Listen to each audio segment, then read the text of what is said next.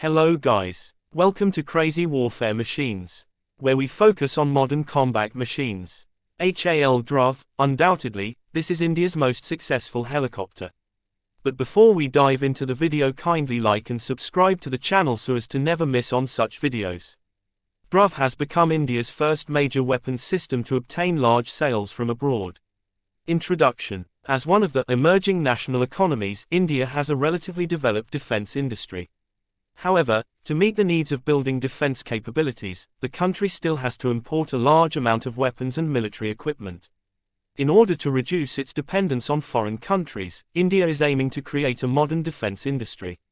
From the words of their Prime Minister Modi, if India wants to be self-reliant in the security field according to the needs of the armed forces, we must make our own weapons. India spend heavily on defense budgets.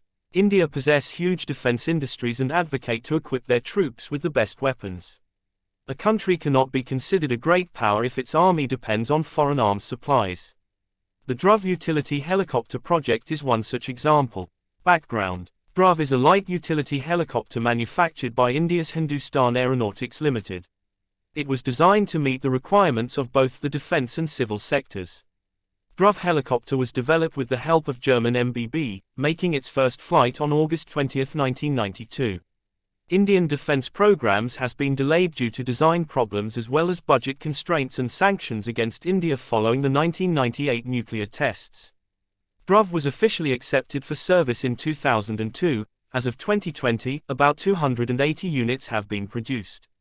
In addition to civilian and commercial versions, military variants were also developed for the Indian Armed Forces, the most famous being the Mk4 variant known as Rudra. Dhruv's design is quite conventional. This helicopter has a length of 15.87 meters, a width of 3.15 meters and a height of 4.98 meters. The empty weight is 2.5 tons while the maximum takeoff weight is 5.5 tons. The cockpit is designed for two crew members sitting side by side. The cockpit part of the fuselage is made of Kevlar and carbon fiber. Dhruv has about 29% made of synthetic materials. Behind the cockpit is the passenger compartment, accessible via two sliding doors on either side of the fuselage. Above the passenger cabin is a twin engine that powers the four-blade main rotor. The four-blade tail rotor is installed on the starboard side. The high tail boom allows easy access to the scallop rear door.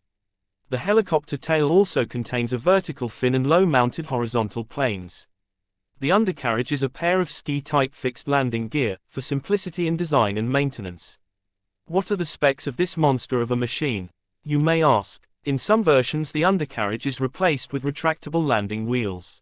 Dhruv was originally intended to be powered by the LHTECT 800 engine, but due to the embargo in 1998 a 1000 horsepower turbomecha trademark 333-2B2 turbocharged engine was chosen.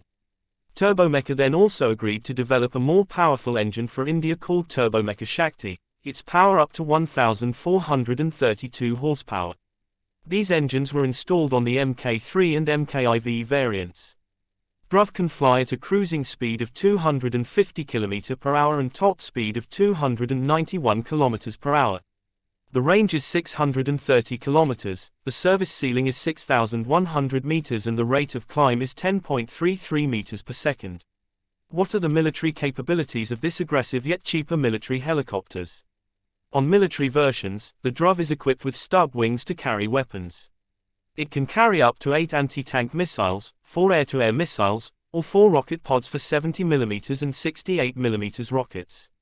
As mentioned above, the Mk3 and Mk4 versions have been equipped with Shakti engines, new electronic warfare suite and warning systems, automatic chaff and flare dispensers, and improved vibration control. See